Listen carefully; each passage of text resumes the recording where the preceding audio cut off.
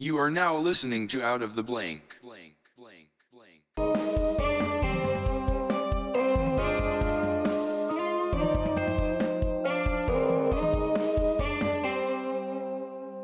Next up on this podcast, I have Miss Cheryl Vanderslice. Uh-huh. And so I usually start it off with, what do you do professionally, like as a career job? I manage an arcade on the boardwalk. That is a crazy and insane job, especially with a guy like me that has a kid mentality, I would say, always playing the claw machines. I mean, you know a few times that I've won something out of the claw machine. Yeah, Pokemon. I remember you can Yep. Pokemon. I have a very dumb talent when it comes to arcade games. That's probably the one thing I'm very skilled at. I always usually win at it. It seems though they're getting a lot harder. Like the hands either not closing down all the way or something like it's set, so you're basically just going to keep wasting money without winning anything. It depends on price of the things that's inside the cranes. So it's like if things are really expensive. Yeah, if it's like an Xbox or Yeah. something, you're not gonna win that. But if it's like a stuffed animal, I feel like there's that one time out of like 100 you probably win something out of it. Mm-hmm. Especially if they stack it up against like the side and it just falls down. So when it comes to dealing with an arcade, that wasn't something that you wanted to do when you were a little kid growing up for what you wanted. What did you want to chase after? When I was young, but I grew up in the projects in Chester, Pennsylvania, which is really poverty-stricken area. And the cops in the area were actually really cool. So when I was young, and this was, a long time ago, I wanted to be a police officer. So.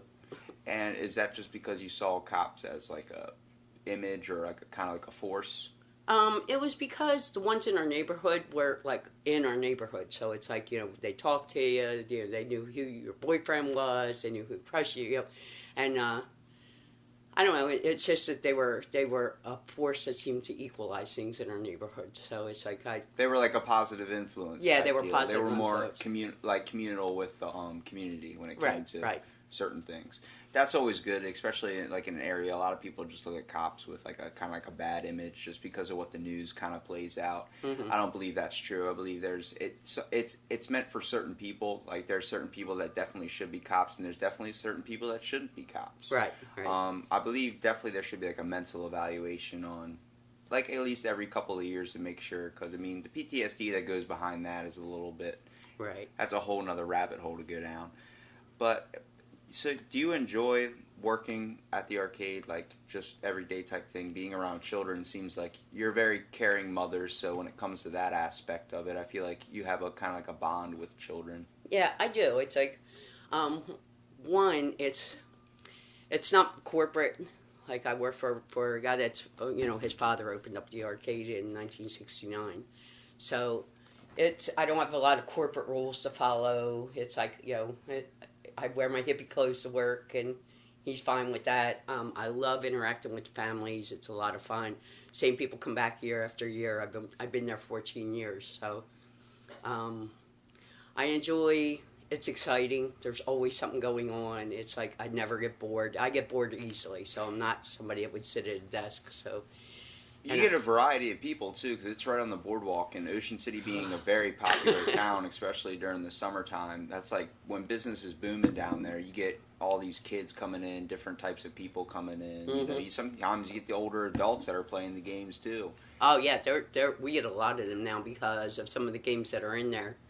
It's almost like gambling. They come in and sit and shoot these coins and collect cards. And next thing you know, you get into kind of like a clique with somebody, like if you strike up a conversation or something, and next thing you know, they're telling you stuff that you've never even heard of before, like about where they're from, like their country, certain things that go on there, and you're like, new things are coming to basically light where you're kind of like, that's interesting. I never would have known that if I wouldn't have taken the time to strike up a conversation. And plus, like, I know experiencing some things at like my hotel, we get new students every year, and it's like they're all from Russia and all these countries I've never visited, never even really know much about. And it's like they're telling me stories about their childhood, and I'm trying to compare it to my childhood. And it's like two completely different roads. And it's just crazy to see how two people at the same age, or even if it's just the time span of a couple of years, have two completely different lives. Mm-hmm. so definitely when they come down this summer, I'm trying to get my podcasting with them for sure and get some of those stories out there, because I just feel like, trying to interview everybody just because it's fun. And like I said, it's not really an interview, it's more of a conversation. But one thing you did tell me a minute ago, which really striked up my interest, is you said you were a Wiccan and a high priestess. Please explain to me or shed some more light into that. Okay. In order for me to become a high priestess, I had to go through a 1.5 years of study. So basically, and it's a non-dogmatic thing. So it's like it's just basically you learn a little bit about energy work, the elements. It's like, and after you go through all this, you'll be able to, each coven has their own thing. So it's like I said, it can be different from one to the other. But it's basically a nature-based religion. So off the 4 elements, like earth, wind, fire, or do you deal with every single one of the elements? You deal with earth, wind, fire, and air, which is the 4 major elements, and each of those connect with color, which also connects with other things. It's like it's so hard to explain it all. Okay, so you see the pentagram, and that actually is a symbol. Like you see, I have it tattooed. There's earth, air, fire, water is the pentagram, and then the spirit that goes through all. So. Earth is like connected with the color green, so which normally has to do with money and brown luck too, and right? stuff like that. Yeah, brown. But I always think about more in green. It's very visual. Yellow is like air, and that's your thoughts, and all that kind of stuff. Water is blue, and you that rules your emotions and stuff like that. Fire is red, which typically, this is all stuff I think of when I'm meditating. So, yes. Fire's red, which deals with your anger, your passions, and Rage stuff like and that. stuff like that. And then the point of the star is actually the energy that goes through it all. So it's like, so when you're meditating on that's what you're thinking about. There's some groups that do God and Goddess. It's like basically it's like the God and Goddess is within you. So it's like you are part of everything. So, and that's what a lot of the meditation is, like meditating on the fact that you are part of everything that's around you. So, how many times do you meditate a day? Used to be every day, not so much anymore. Now, do you light candles and kind of sit down and do the whole yogi chant type thing? Sometimes. So it depends on my mood, what I feel like doing. Sometimes I go sit at the beach. It's like that's not you don't think of that just because it's like the main stereotype for meditation. You think of that like it does kind of set you in a type of mood. Like if you light a certain candle and a certain scent is kind of in the air. Right. I mean, I've always tried to take the time to do maybe some yoga or some meditation, but I end up sitting for a minute. And a person with, who's hyper a lot, and it's hard to kind of sit still. Mm-hmm. If I'm not moving my mouth or tapping my foot, it's a little bit difficult. That's why I could never sit in a yoga class. I tried one time. They kicked me out not even 2 minutes in. And a lot of that, like when it comes to yoga, it takes a lot of strength too, to kind of, and also not just physical strength, but mental strength. When you're meditating, you have to get into an inner kind of state where you can kind of resonate with yourself and create more of like a overall coming of peace, and kind of like it really enlightens your mind to open, like it helps you can solve problems, you can solve like certain goals or inner things you want to do with your life. Certain passions can come to rise. A lot of people don't believe in it that much. I believe in everything. I believe everything someone has a purpose. If someone's passionate about something, it's definitely true to them, so why would I be against it? You know what I mean? Right. And when it comes to setting the mood, like, take me through what you would do if you were about to start meditating. Okay, all right, well, let me go into, part of it is, it's all ritualized, so it's like, some do circles, some don't. A lot of times I'll set my circle, and it's almost like what you've seen in the craft. It's like, I'll have my chalice, my knife, and each thing has a symbol to it. It's like, so I'll call the elements, which I don't do. I think it's like you have to look at them as giant beings. So they're just these giant beings. Four spirits. Four spirits. That's how I like to think of it. Yeah. So, you call the elements, and then you call the god and goddess within you. And then you sit down and you hear doing spells. I do spells occasionally. I'm not recently, but it's like. What type of spells? You're not talking about like, being able to levitate things. You're more talking about like good luck. No, or it's like something. it's like a prayer. It's like doing a prayer for somebody. So I would do that, and then not much different from like if it's New Year's Eve or something. You're eating black peas for the rest of the year. So not like you're eating it every day, but eating it that night. So for the rest of the year, you'll have good wealth, and that's the tradition behind it. Yeah, and even like Halloween. Every Halloween, I set up a altar for my dead relatives, and it's like, and in that it's because they say the veil's thin between the worlds those days. So on that day, I light candles in the windows to say, I'm if you want to come visit me, I'm here. If you have a message for me, I'm here. And the funny thing is like I did that 1 year, and I found out I had a brother I didn't know I had. What? So it's like, the next day I got a phone call from my aunt, and this kid walked into her work, and he was like, he says he's your brother. He wants to get up with you. And it was really weird because I did the ritual the night before my father passed away. So I was like, and so sometimes it's like interesting things happen like that. But like I said, a lot of the stuff, I'll go into a meditation before I do that, and that's more so to connect. They say as above, so below. So to connect my energy through everything, and then sit down and basically like... not only be one with yourself, but be one with the things around you. Yeah, be with kind nature, of like in the moment. With the earth, with Mother Earth, the great goddess. It's Gaia, like, yeah, Gaia. So connect with it all. And then, like I said, then you have the 4 elements there, and then...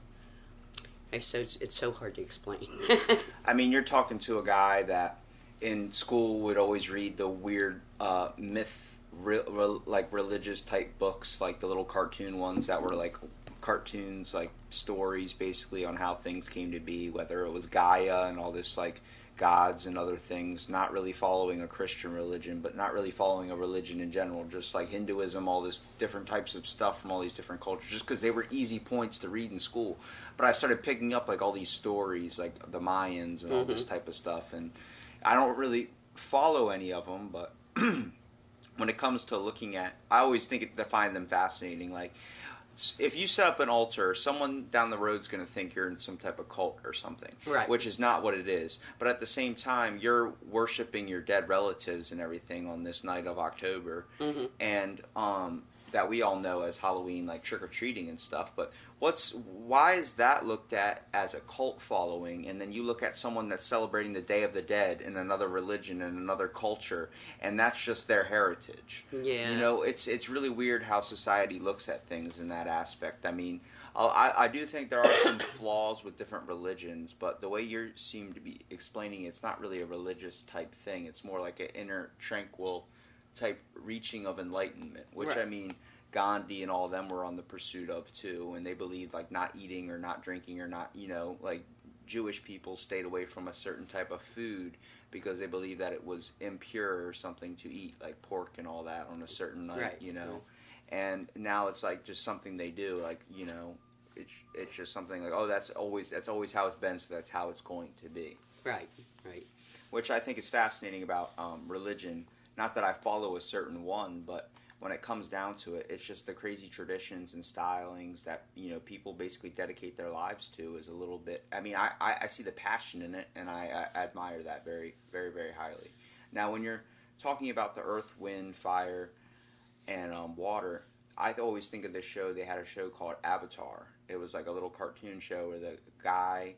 Everyone had like a certain, tribe they followed, whether you were a part of the water tribe, the fire tribe, and they would move their hands and try and like, they could conjure up fire and all this type of stuff.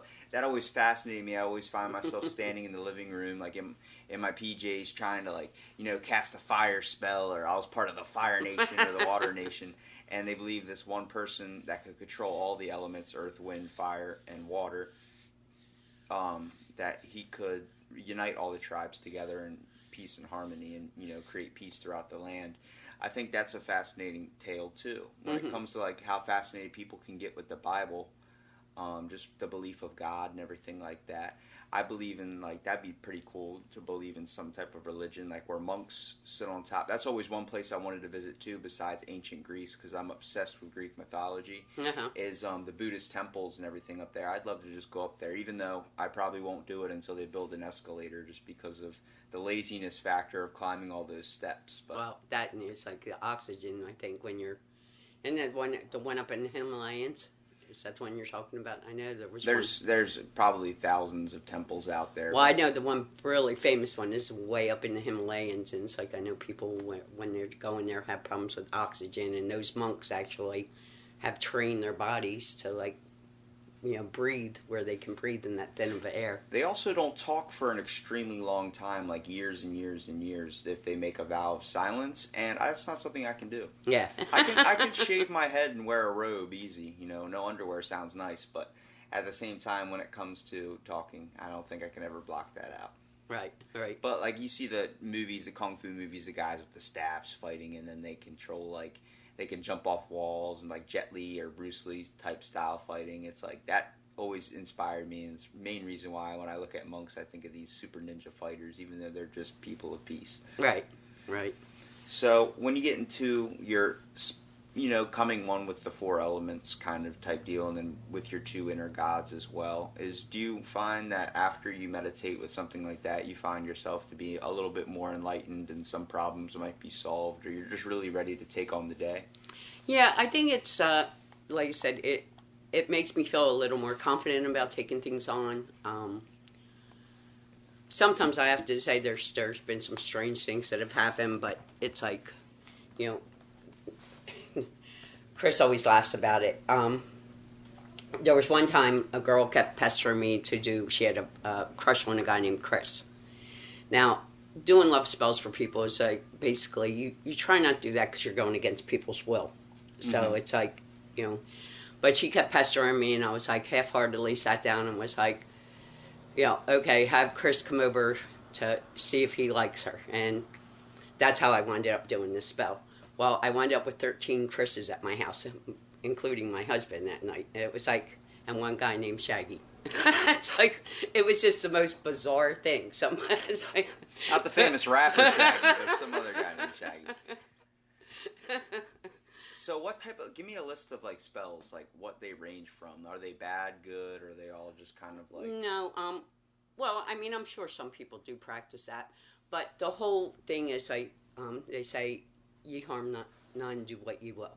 That's one of the rules in it, and it's like, that's one of the big rules. So you really have to put a lot of thought in what you're doing, is if it's going to harm another person, if you're going against their free will, you know, as far as it, you know, so you like when I do sit down, it's like I really have to put thought into what I'm doing before I sit down and do it. It's like... You have to look at who's it going to affect and how it's going to affect. Right. And then once the energy's out there, it can come, you know... back to you in a good way or a bad way. Yeah, because nature is neither good nor bad. So you really can't control it in that way. It's like... Nature's the one thing I think man can't control, that we try to so much. Exactly. So it's like... So if you're thinking about it in that aspect, you have to really stay positive on your thoughts on that in order to... Because you can have, like the element of air, you breathe air, but the wind can also be very destructive. You know, same with fire. It's like, well, tornadoes. It can warm you or it can burn you. Exactly. Fires are unstable in a sense that, I mean, all four elements are really unstable, but water seems to be like the one that's linked with peace and calmness type deal. Right. But, I mean, we try and, you know, make that. We try and, you know, use it for power and use it for certain aspects, and we do a good job of it. But at the same time, there's tsunamis and natural things that occur. Right. Natural disasters are one of the giant, you know, killers out in the world too. But I mean, not looking at it in the bad way, but it's also, we benefit. Without it, we'd have nothing. We wouldn't have the element of earth. We wouldn't have anywhere to live. Without water, we wouldn't have sustainability or survival. Without air, we wouldn't be able to breathe either. Like, all of them we have to thrive off of, even fire. Right, exactly. And that's what, you know, if you're doing a spell, you have to keep that all in mind as like how destructive it could possibly be. Be aware. Yeah. So it's like I have to sit down and really think. And a lot of times I don't say it out loud. A lot of times it's internally. Like I said, it's almost like a prayer. It's like some people go to church. I sitting out on the beach or, Yeah, I mean, be comfortable in your own scenario. I never fell towards like the church type just because I didn't like being around others that were trying to believe something that I was kind of felt like I was being forced to believe. I felt like it was better if, I could try and be on my own when it comes to type thing. I'm more like that in a way. I like to kind of do my own thing and, be able to, why can't you celebrate or why can't you pray for someone, in your own ways? Right. And, that's another thing. It's like, I've been this since, I can't even tell you how many years now, 30, 40 years. And I don't, it's like I see some of the Wiccans are like very anti-Christian. I'm not. It's like, and it's like if somebody says, I'll pray for you, I'm like, thank you. Because to me, that's putting good energy out towards me. And it's I mean, you can't tell them like, I don't believe. It's the same thing. I got yelled at one time. I said, someone sneezed, and by a reaction, I was like, bless you. And they're like, or I said, God bless you. And they're like, I don't believe in God. It's like, did you have to throw that in there right. for real? Well, that's it. It's like, I think if somebody's giving good energy towards you, then, why get mad about it? It's like... I mean, if you put good energy out there, usually 100% of the time, you receive it back in some sort of way. Maybe not from that person, but at the same time. It's like when you go to McDonald's, I brought this up before, and someone pays it forward, you know what I mean? So your meal's paid for, and you're like, I'm going to pay it back. It can stop there, it can keep on going, but little small acts of kindness, seem to encourage the world to kind of do a bit better. Even if it doesn't seem it's making much of a difference, it really can. I know at on Nick's birthday and usually at Christmas time or, we when my kids were home, we celebrated Yule plus Christmas. So it's like we did both holidays, which is like the 21st winter solstice is a pagan holiday. So we do our Yule ritual and then we would do the Christmas thing. So, but usually what we do is Chris and I don't buy people coffee in the store because Nick was always very generous and very kind towards people. So we'll, pay for people's coffee. We pay for tolls. We always go up to Philadelphia area for Christmas with my family. And we pay for the next 5 people's tolls and stuff like that. That's so we do it in Nick's name every year when we go. So, and on his birthday, so. And not to get into the whole aspect of your son, Nick, but you had a son that passed away. Yeah. How was the trauma with dealing with that? Do you find meditating to be very helpful in that type of aspect? Because a lot of people get super religious when it happens. And if it's a sensitive subject, we obviously don't have to talk about it. But I just wanted to get your opinion view on it because it was something that hit us all when it happened. And you guys live with it. I mean, it's going to hit you guys more. It's the same thing if I lost a family member or something that was close to me, it would hit me harder. Right. But at the same time, he was always nice to me, always kind to me, and I respected him in so many ways. And I was still little at the time, just young, right. And I was kind of dealing with a bunch of stuff too. And, he always took the time and was a very caring person, which I see a lot of that. That's always how you've been to me. It's always how Chris has been to me. And I just kind of wanted to get your view on coping with that when, did you find anything when it happened that really brought you, a sense of, being able to hold on, kind of? Because some people kind of lose hope and I know even though you have other children, some people kind of lose a grasp on reality, feeling like life is kind of meaningless. I noticed, of course, first I dealt with the anxiety. I had a hard time meditating, had a hard time concentrating. I think I was in such shock for almost a year. I went in autopilot mode. I just went to work. I sunk into work is what I did. I spent most of my time at work. Of course, my other children. My daughter moved back in the middle of all that. And I basically stayed within family. It's did a lot with my family. And then, but as far as becoming religious, because I've been Wicca for so many years, I had a hard time connecting when people were oh, he's looking down on you, because I actually believe he's part of the energy that's all around me all the time. So, they say you're stardust, and it's So that's where my whole thing was coming from. Like, I always feel like he's part of the energy around me because, He's always constantly around. Right, Basically. right. Yes. A lot of people talk about that. Do you believe in spirits and things like of that sort, or do you believe that he's just an energy force? I know a lot of people say they see ghosts, like you see the show Ghost Whisperer and all that. Like, I don't really believe in that aspect of it, but I believe that there's a certain energy or feeling you can get when someone's around you. Right.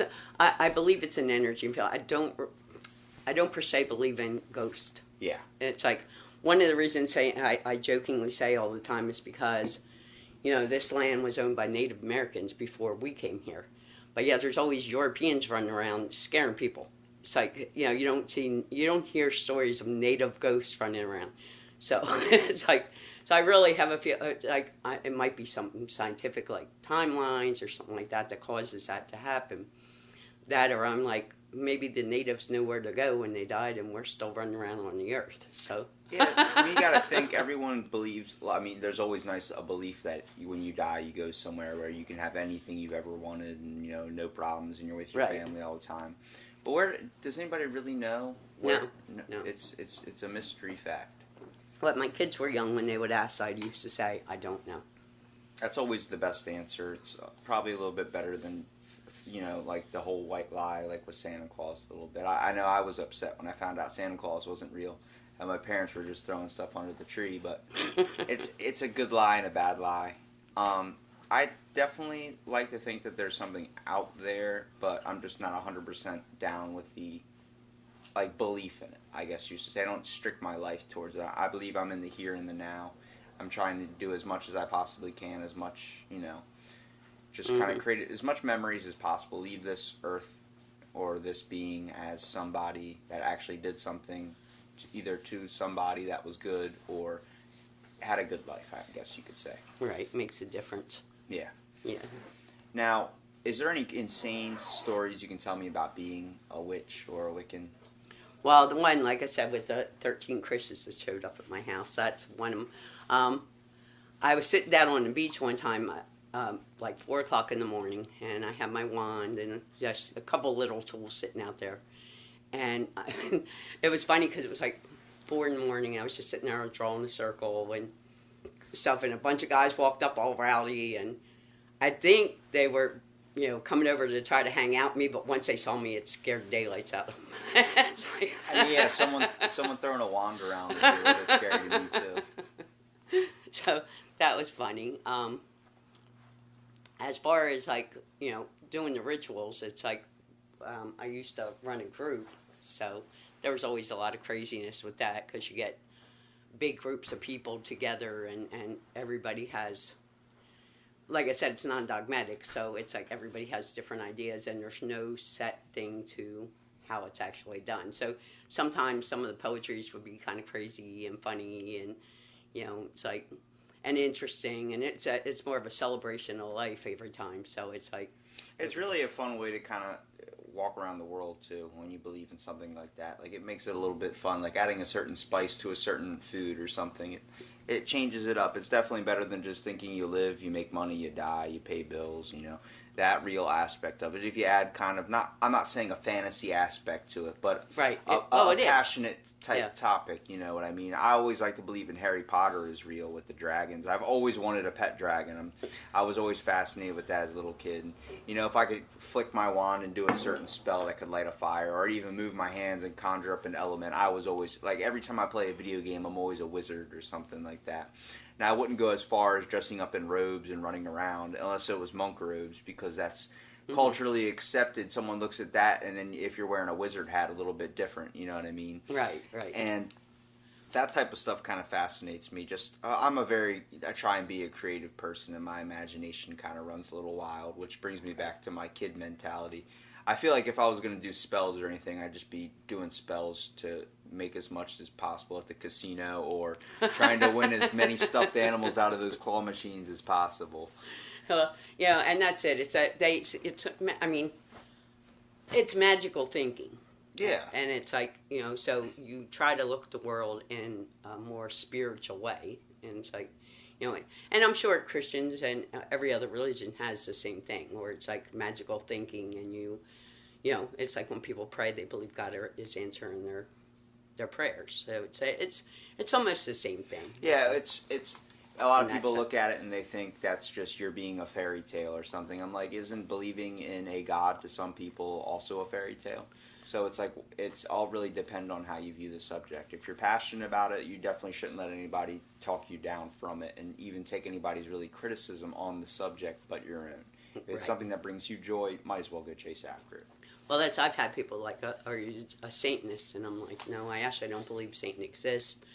I believe that people have the choice of being good or bad and decide themselves. And it's like, to blame some other being for them being a horrible person. And of course, there's mental illnesses that cause people to do horrible things, or just some people, brain chemistry, and there's a lot more involved in science than there is in some spiritual being that's just making somebody bad. It's like, but I think you wake up every day with the choice of being a good person that day or a bad person that day. And it's like, I believe when you set, like, certain people that say they lost their religion, they don't have a religion anymore, especially when they get older, they found that it was just like, what in their terms would be bullshit or something. Mm-hmm. I find that it's because they were forced more into it.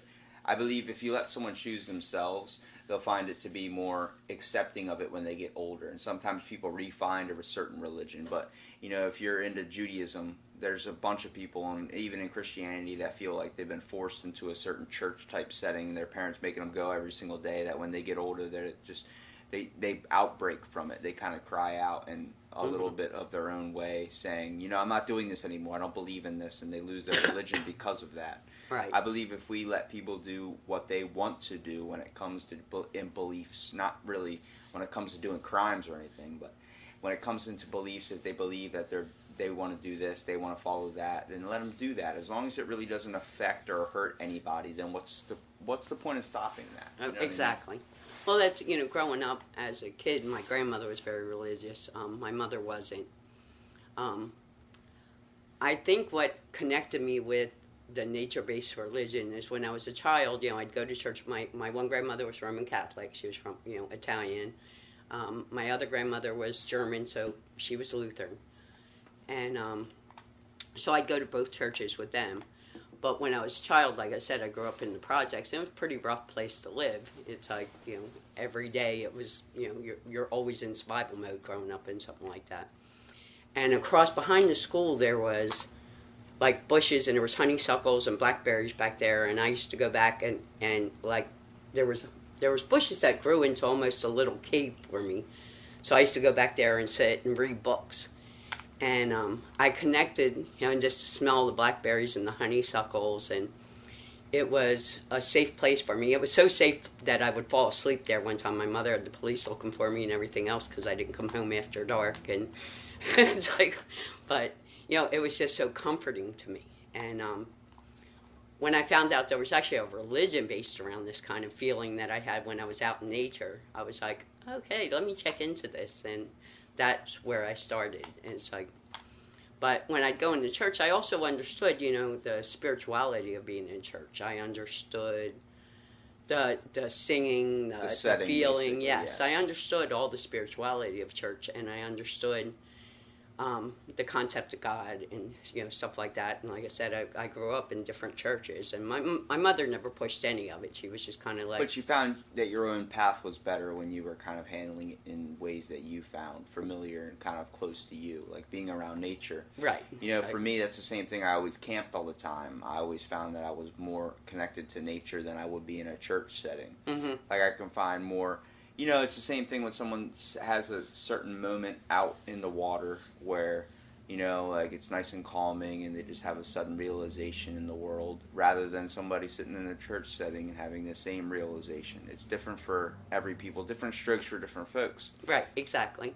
And it brings me back to one of my major questions I always ask everyone on this podcast, if they've had an epiphany or transcendental moment is what it's called.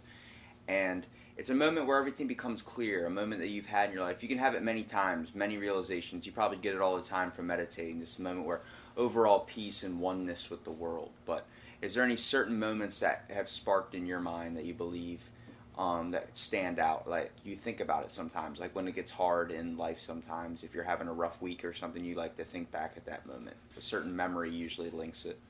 I can't really think of any particular moment that it actually, it was like, I think it was just a chain of events have always taken me into different directions. So it's like, which, like sometimes good, sometimes bad. You know, it's like when I came to Ocean City, I actually got stuck here.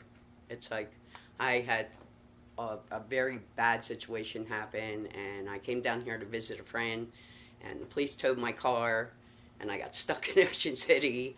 I wound up homeless on the beach for a month while I was trying to find a place to live and a job. And so, but in the middle of that, I realized the kindness of people and the goodness of people, and you know how much even the local police officers would help me, and it's like, you know, try to help me find a job and stuff like that. Me and my son stayed at different houses with people. It's like, plus, if you're homeless around in a beach town, it's a little bit better than if you were homeless in New York City, where everyone's kind of just in their own Autobot mode. Right. Not really paying attention, not willing to take the time to, you know, lend any money or help out. Right. You know, and everybody seemed, and then I just decided to stay here. And it's like, and I always say part of that is so I could meet Chris. Because I had been through a divorce and wasn't very outgoing as far as dating and stuff like that. You know, I'd see people, but I've never really seriously dated. And one of my friends drugged me to the dungeon. This was after I found a place to live and a job and all that kind of stuff. And I hadn't really gone out, and I saw him. A club? Yeah, it was a bar. Chris was bartending. I'm just making sure he didn't throw you to some middle-aged type thing. But this is how crazy things happen. It's like that all happened. I got stuck here, and then there was like a whole chain of events. And I walked in there, and I talked to him for like a second, and there was something about him. And I couldn't get him out of my head. And I was like, okay, this is really bizarre. I don't normally get like this. Then the dungeon shut down for renovations, and I still kept thinking about him. And it was just a couple-minute conversation. It's like, so when it opened back up, I made sure I went, because I was like, I want to get to know this guy. I don't know what it is about him. And so I went in, talked to him a couple times. He didn't seem all that interested, but there was, of course, I had a lot of, like, there was a group of gay guys that lived in town that I used to run around with once in a while. And they sat down and they fed me way too much vodka one night. And then my girlfriend went over and drugged Chris over, and I had way too much to drink. And I just grabbed him and kissed him, and I was like, I've been wanting to do that for a while. That's what I said to him. And we've been together since. Oh, that's a great story. You had a connection right from the start, basically. Yeah, it's because I said it was a weird chain of events, and I always say that happened so that I can meet Chris, who's a wonderful person, has been a plus in my life. It's like... That's always what they say when they say love at first sight. Mm-hmm, which I didn't believe in. Until that happened. I was like... But you fell right into it. Yeah, I really did. It's like, when they say that you have a soulmate, I honestly think he's my soulmate. I definitely believe we all have one person out there that's fit for us in a way. Mm-hmm. It's kind of like the other glove. If you're the left hand, they're the right hand. You know what I mean? Right. And the one thing I do have to bring up, though, with all the spiritualistic and meditation and religious stuff, any drug use influenced in on that? Because I know a lot of people experience with DMT and acid trips and shrooms and types of mushrooms, stuff like that. It doesn't have to be now, but I'm saying, back in the day, is there any crazy stories or anything that you might be able to let me in on? When I did, and to this day I don't know what it was, when I did my initiation, I was given a tea that it was a Native American guy actually had made it out of something out in the swamps that grows near cattails. I have no idea what it was. I know he had to weigh me and all kinds of stuff to make sure because it's poisonous. And I was given a tea and put a blindfold on. They put a blindfold and gave me a basket and had me wander through the woods. And it's like, and pick plants. So it's like... At any point that didn't freak you out, like, I'm not doing this? Yeah, I was scared. It's like, but that's part of it. And it's like, what that whole exercise was learning, like picking plants that might have been medicinal to me and stuff like that. So it's like I had to just feel the energy of Find what the was around connection me. between Yeah. a So, certain object. I mean, they were there with me, so it's like, they kept me from falling over things and I stuff would like have that. been scared that they would have brought me out somewhere just to kill me. No, Too no. many scary movies I've seen. That's like the whole plot of it. It's crazy though, because I mean I've heard you see on TV like people like doing ritualistic stuff. They sacrifice a goat or sacrifice some type of animal, and then you're talking about like a lot of people like I know they find spirituality to be like they get very connected when they go and take a certain mushroom or certain type of acid and just kind of set themselves out in the kind of like the environment for it, like nature, trying to be one with nature. It's the same reason a lot of people go to Burning Man. They're all tripping there. That's one place I actually want to go and just experience Burning Man. Because, I mean, it's all these people together and nobody's really violent. They're just all kind of enjoying the same space but really trying to find their own inner light or epiphany type spiritualistic situation. Right. Do you believe you have a spiritual animal? Like, if you were going to be a certain animal, which one would you be? Yeah, it's like I've had, well, it's funny because I went to a class, and it's a really interesting place. But I went to a class on music and magic and how things connect. It's like how certain notes, they call it the God note, and it's like will make you feel that chill down your spine and make your hair stand up. And on toning, when you're meditating, and they say everybody has their own song that takes you into a meditative place. But while I was there, it's like he had a pet wolf and a coyote, and they like would not leave me alone.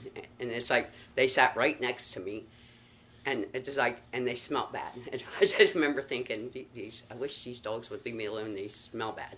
It's like, but at the end of that, the teacher came over and he said, "You have a wolf spirit," and he said that my wolf comes and just lays at your feet.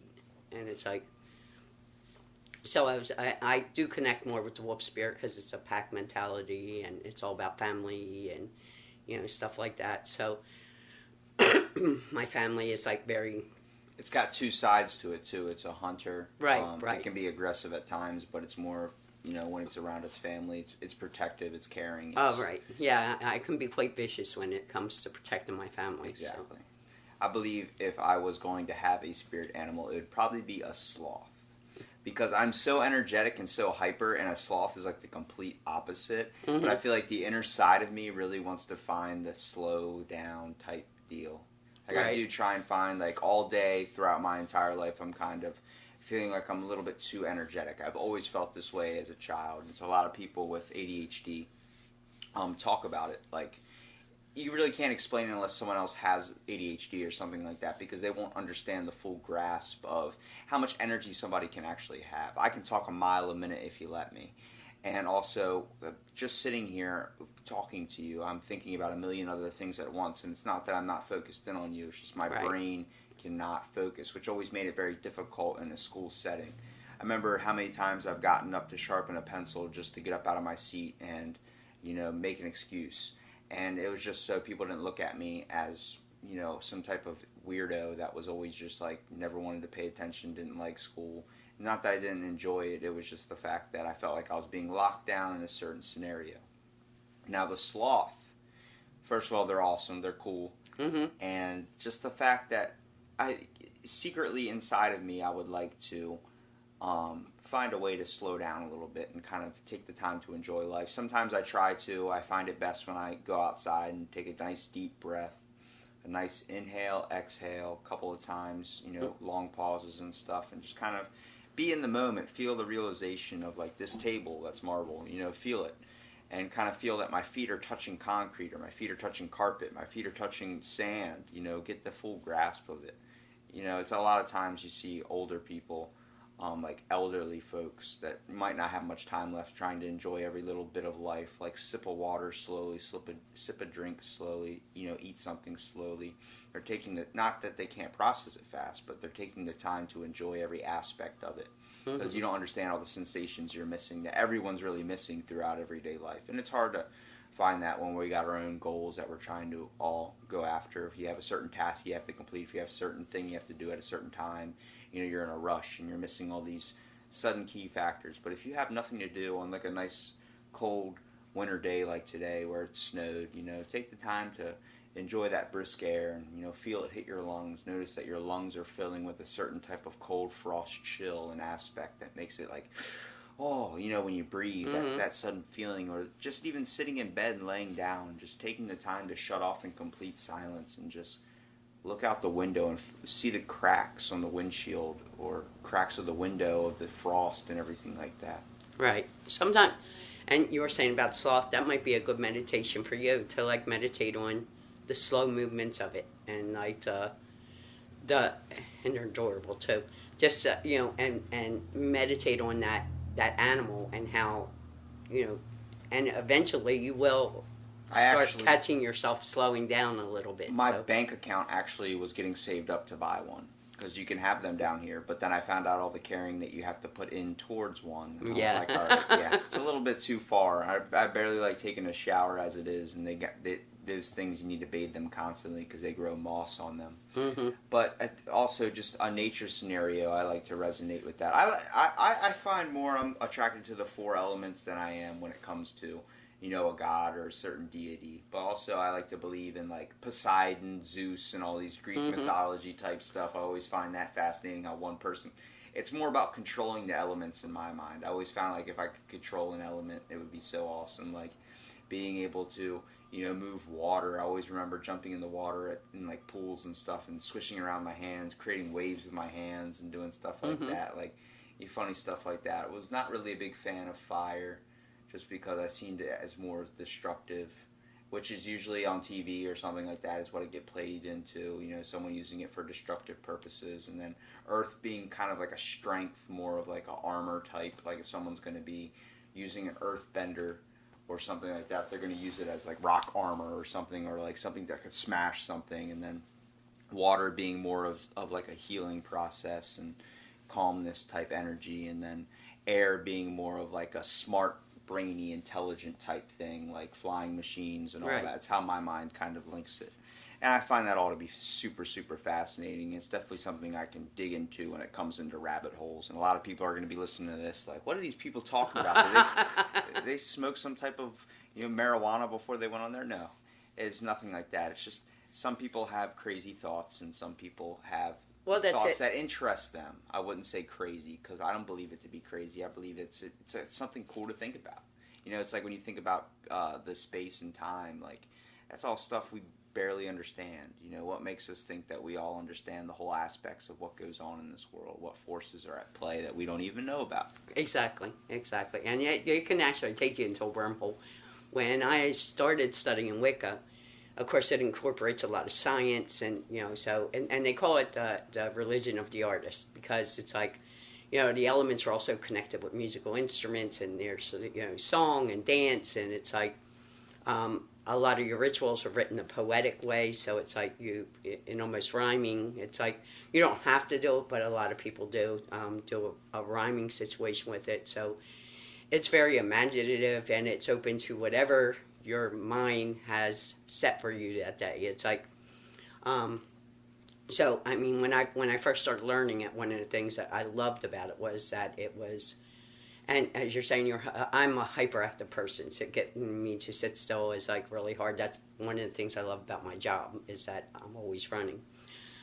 But that also fed into me not having to sit down somewhere. It's like, I was feeling able locked to... in a position, yeah. Right, it's like, and I'm able to use my imagination constantly, which is like something I love to do anyhow. And like that painting there is like, that's meditative to me. Yeah, it's like going through space a little bit. Right. It always makes me think of when in the Millennium Falcon, when they're traveling through space and they decide to do like a jump port or something like that. And you see all the stars right into your face, something like that.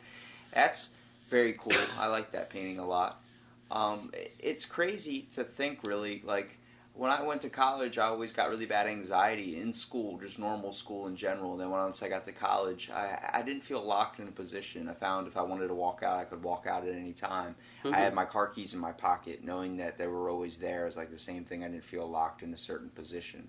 And that's killed my anxiety immediately. I don't find it anymore.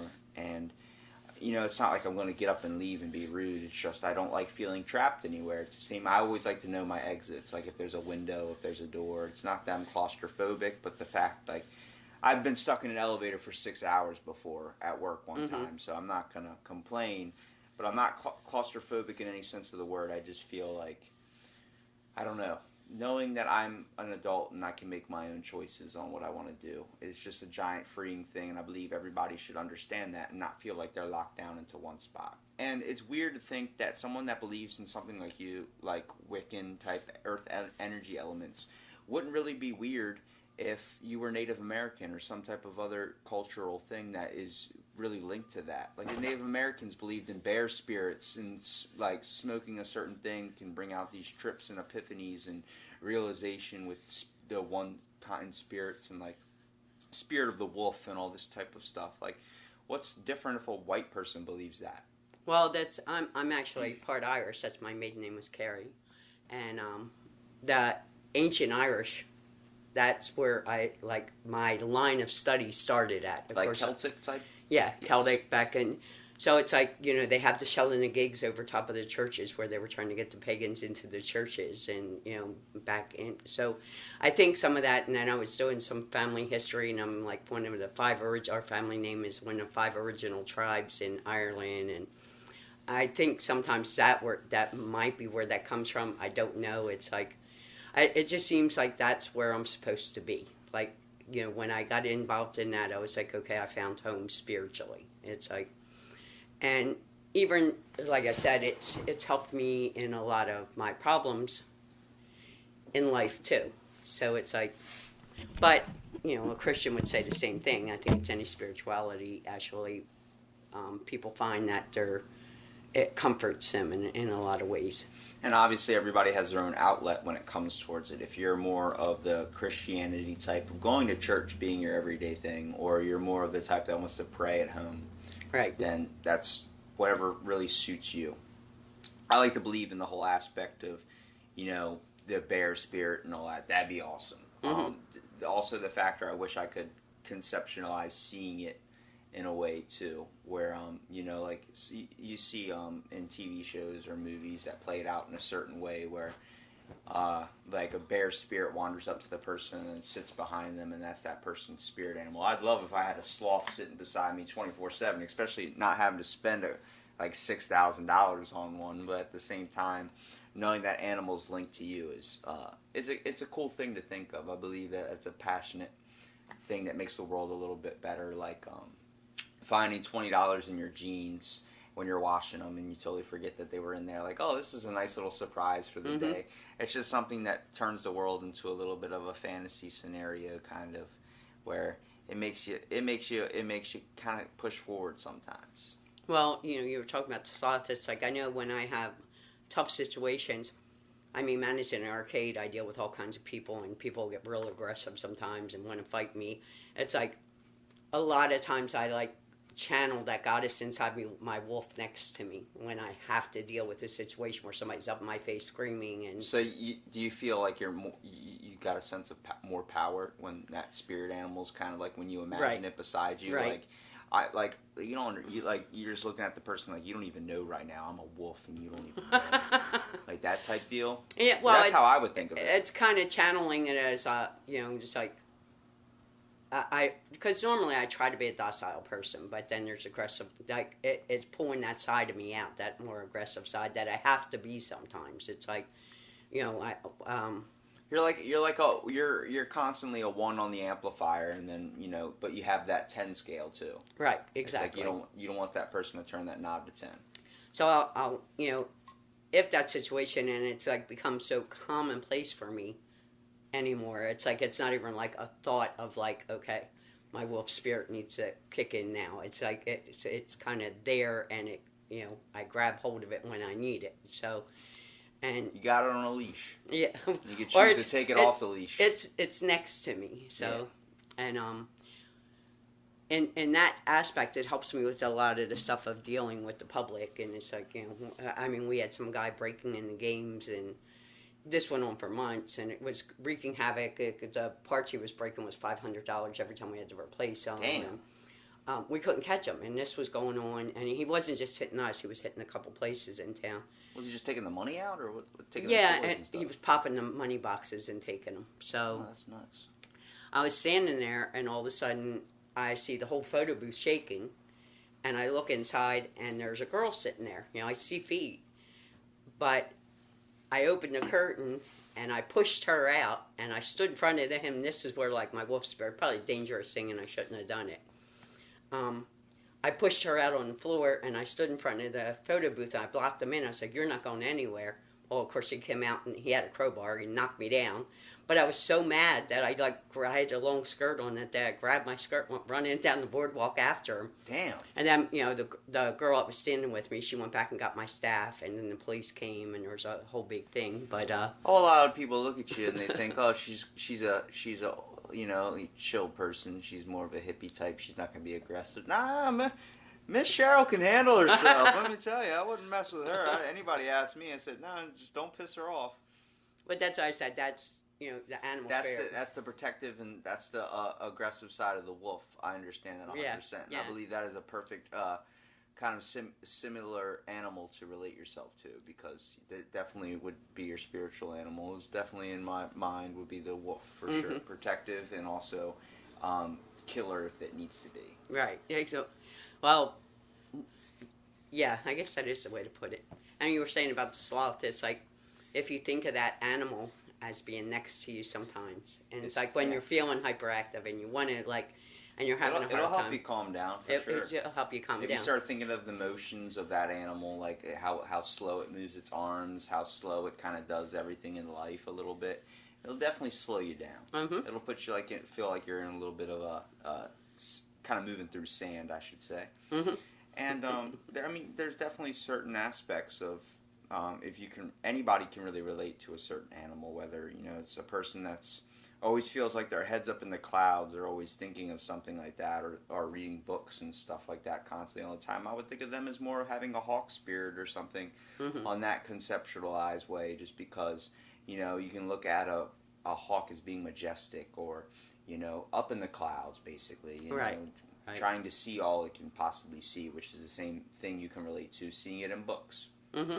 And not to turn this into like a spiritual podcast or anything, but it's definitely a cool rabbit hole that a lot of people don't really take the time into thinking about a little bit when it comes to, the creative aspects of people. And you can make the world fun and make the world safe at the same time if you just choose to add these certain type of things or believe in a certain type of thing, and don't knock anybody for believing in it as well. Right. And that's what I say. It's like, everybody finds their own path. In all my years of studying and talking to people, I've had kids that were from Nepal live with me over summers, and what I found is that one of my friends is actually from Haiti, so it's like they practice Voodoo, and one of the things I found, I think, is God will call itself as whatever it is to you.